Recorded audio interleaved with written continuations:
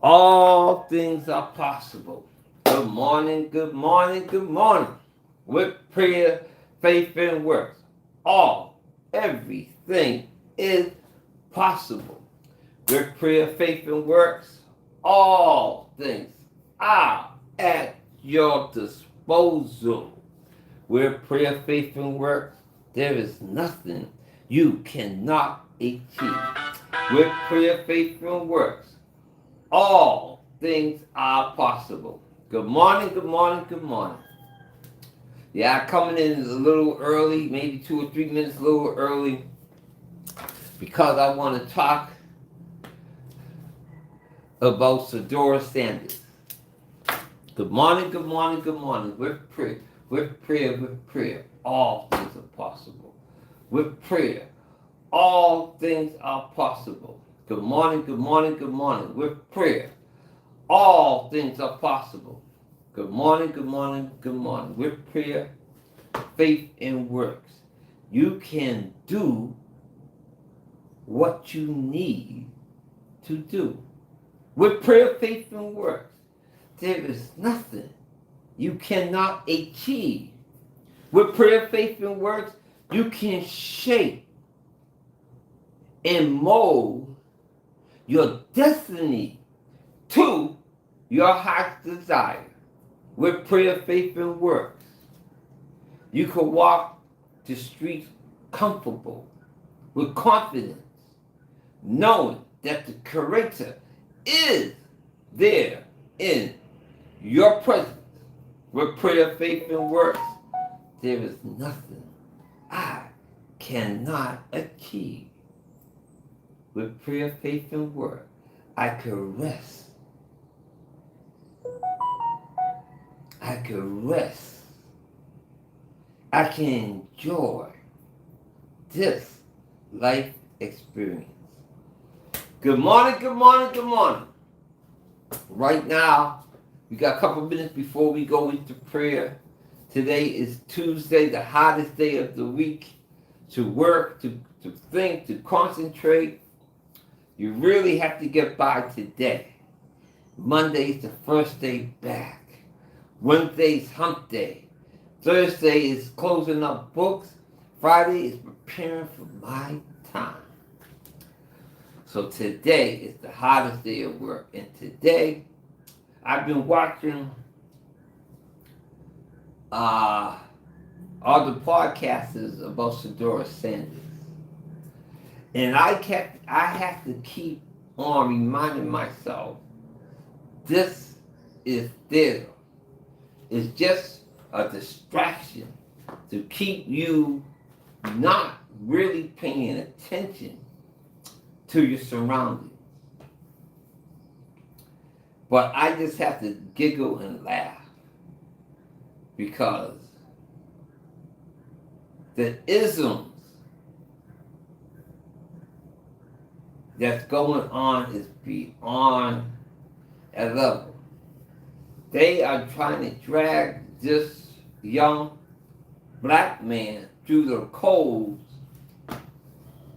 of BB buck breaking. They are trying to break this man's morale, self-confidence, his image, and his family's name. And in that process, now he's playing. And 2 weeks ago, he won his first game. He's coming on to winning.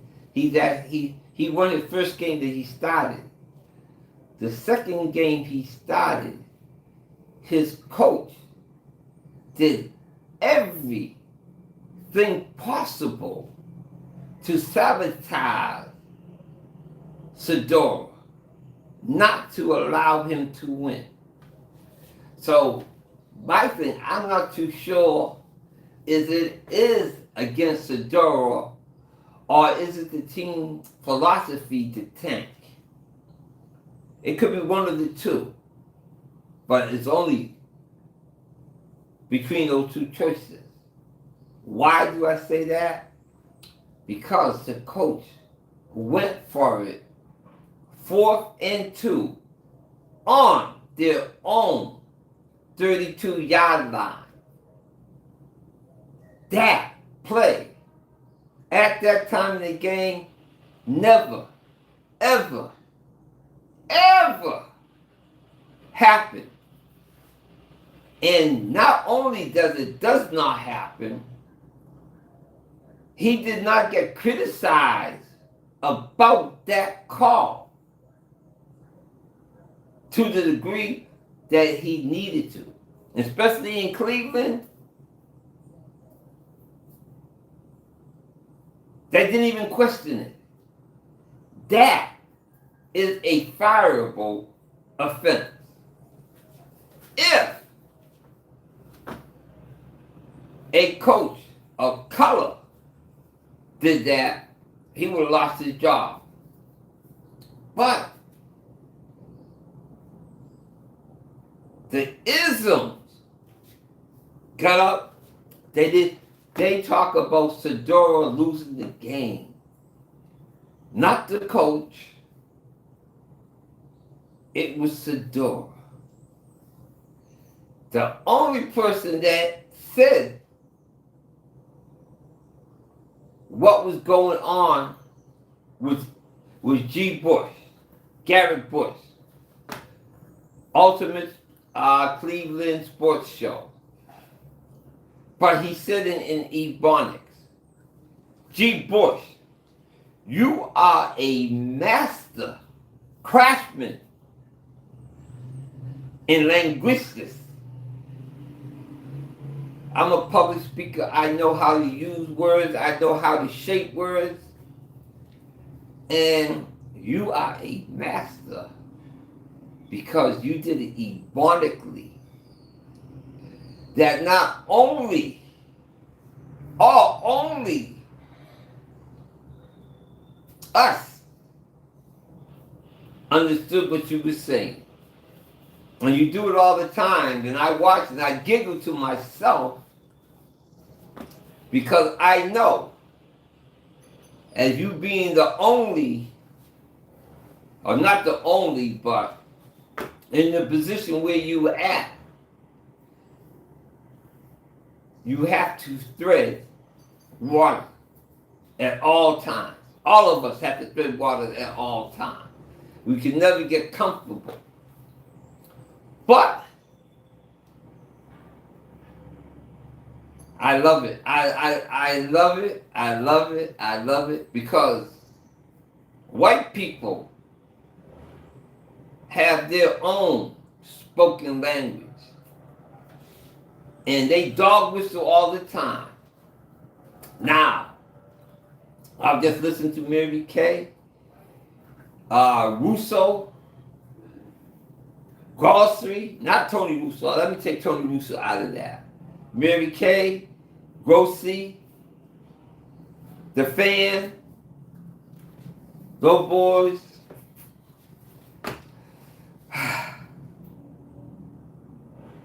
You're coming down. You're dead. Everybody said you're dead. I'm talking about the last game right now. Everybody said you're dead. Sedora goes into Brady mode. He did it in Colorado. We all people, they call us Sedora fan clubs. We was with him. They picked me up at Jackson, Colorado. We watch him do this in Colorado. He does it all the time. But the coach sabotaged again. He sabotaged again. He comes down. Instead of kicking he scored a touchdown because he's down 14 points. Now listen to this. He's down 14. He comes down a drive. He hit a touchdown down. Instead of kicking the extra point, the coach goes for 2. Wrong play. The defense gets the ball back. He comes down again, scores another touchdown. That's where they would have tied the game up. They kicked the extra point on the first touchdown. Now they come down, they kick the extra point They go into overtime. He goes for two again, tried to tie the game up to go into overtime. But when they came down the first time, that was the wrong play. The rule goes like this. When you are on the road, you go for the win. But when you at home, you go to play the overtime. So when you're on the road and you're not in your home stadium, you don't have the advantage of the hometown feel and crowd. You go for the win. But when you're on the road and you're in a hostile environment, you try to go for the kill.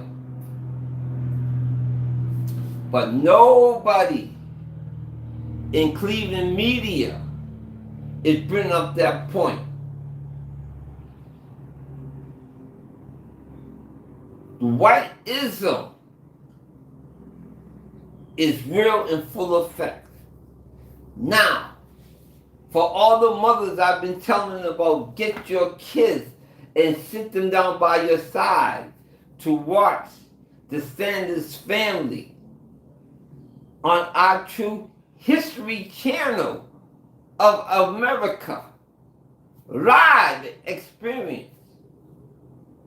We, people of color, need to learn a lesson from real life in front of us. You see how all the white reporters and white media support that coach. They do whatever is necessary to deflect from him, try to protect his job, give him support, even though they know it's wrong in hurting their team. They don't care. What's important is to protect that white coach, and then he's against that black player. Look at it, look and see and check to see whatever I just said is a lie. We need to learn to support ourselves first. White people supporting that white man over the game, over any financial that comes from that game. They supporting that white man. They don't question him. They talk about analytics. Says the number says that's the right play. Not for a team that's at home, but that's the right play for a team that's on the road. That's what analytics say. But I got to say, you talk about analytics and the numbers coming out of training camp. What was the numbers saying about pass attempts, interceptions, percentages of passes being caught? Did it make a difference then? No, it did not. So it definitely don't make a difference now. Whiteism is in play. They forget, or they look over, they play semantics, whatever that can give them their advantage. And one thing about whiteism, even though I know it's wrong, but if you give me a plausible deniability, I'm going to use it, even though I know it's a lie But I could play dumb and stupid to the facts to protect my own white brother. And that's our reality. You need to have your children by your side. Show them, look, nobody ever go 4th and 2 on the 32-yard line. Get stopped. The other team scores.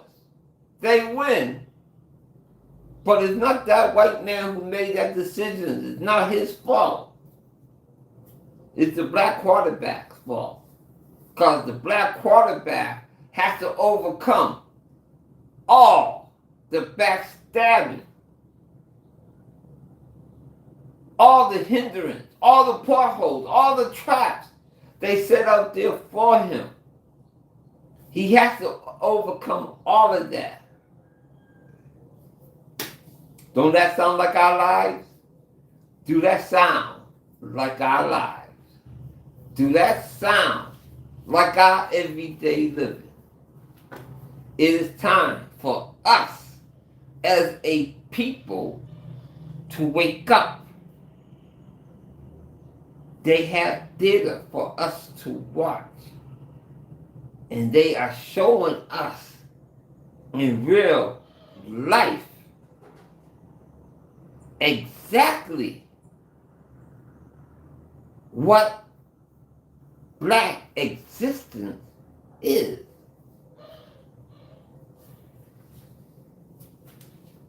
Teach your kids to stand up, to stand tall, and step forward. Teach them. You can watch the game, but you don't spend a dime on not one advertiser, anything that advertised during that game period. Do not spend your money there. Take the free entertainment. Laugh, joke, watch it, but control your economics. That's our power. Control our economics. Let us develop alternatives for we can recycle our money in our community.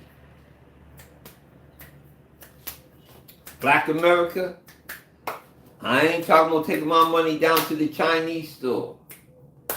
Black America, I ain't talking about going to the Indian or the Arab gas station 24-hour convenient place. Black America, I'm talking about us developing an economical base that we recycle our money in our community. Stop looking for other people to assist us. We have to assist ourselves. And like what they showed us, we support each other, and we can tell each other any type of lie we want for deniability, plausible deniability, whatever the case may be. But we need to stand in our own skins. Is it that time? Let me see. I think I passed. I am sorry. With prayer. I have gone past where I'm supposed to be. I'm sorry, everybody, with prayer. I was talking about Sadora Sanders and the trials and tribulations he's going and how he is being sabotaged, and the white media and all the white people are putting up with the nonsense that he is doing. Then I reverted back to we need to watch that and take a lesson from them. How we need to support each other no matter what. No judging, no if and but 100% support just because of who he is. That's when I always say we need to love ourselves and love our neighbor. Let's get ready to pray. Let's get ready to pray.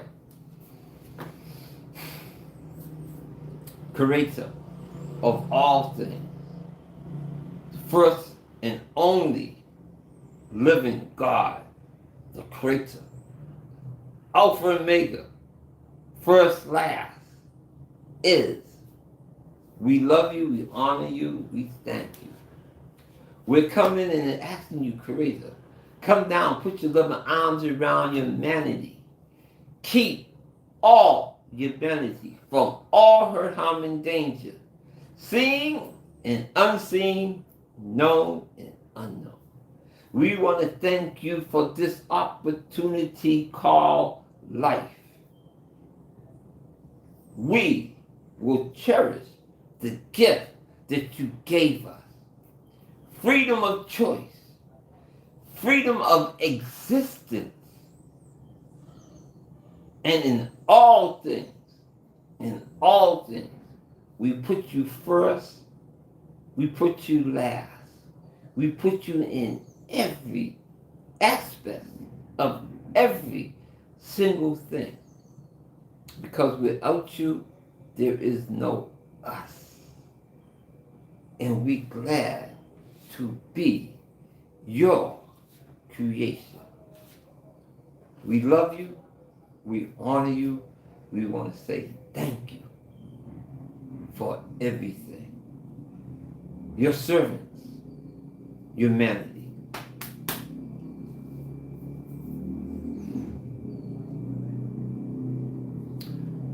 Thank you, everybody. Thank you, everybody. Thank you, everybody. For all who came in late and got me in the middle of my rant because I wasn't really watching the time. I was talking about Sadora Sanders. And I'm telling everybody, as we know, life here, our experience here is theater. It is not real. We've been lied to all our lives, all the way up, and all our principles is based on lies. But I was saying how the white media is protecting the coach for sabotaging Sadora. But I also say he might not be sabotaging Sadora with a malice high. It could be their philosophy to tank the season. And I always say it's a possibility. There is a slight possibility that they already targeted Sadora to be their future. But it's theater. To keep everybody, to keep the interest, to keep the conversation, and they were developing him behind the scene. That is a possibility. We'll never know for sure. But how it looks, it looked like the coach is doing everything to make Sadora's life a living hell. He came on the scene and he won his first stop. He was going into his second stop and they playing the game and they got stalled on the 32-yard line and came down to fourth down. It was 4th and 2. And the coach went for it. Not 4th in inches, not 4th in a foot. 4th and 2. That play is never ever called. Not on your own 32-yard line. The coach called it and they did not. He called the play and they did not. And the team went and scored from there, game over. But white media never, especially in Cleveland, never brought that up. It was Sadora's fault because he was a quarterback and he didn't overcome that pothole that the coach did for him. Then, the next game, the coach made some more bad calls where he could have just kicked the extra point and go into overtime. He tried to do some foolishness. And once again, they did not call him out. They started talking about analytics and the numbers show this, and they do everything by the numbers. And my question is, coming out of training camp, what did the analytics and the numbers show who was the best quarterback? And the numbers and the analytics show it was Shedeur Sanders. When they take the total sum of all the works and all the numbers that they kept, it was Shedeur as number one. And they always say, the first shall be last. And that was Shedeur was the first coming out of the camp they made last. But the back half of that statement was, the last shall be first. So he went from last and now he's first. And the foolishness did not stop. They kept it going. And that's all I was saying. So tomorrow I see you all here back at 8 a.m. for prayer. Tomorrow is hump day. So woo! This week is already going by fast. So I see you all back here at 8 a.m. May God bless you all today and enjoy yourself. Enjoy your time. 8 a.m. tomorrow with prayer.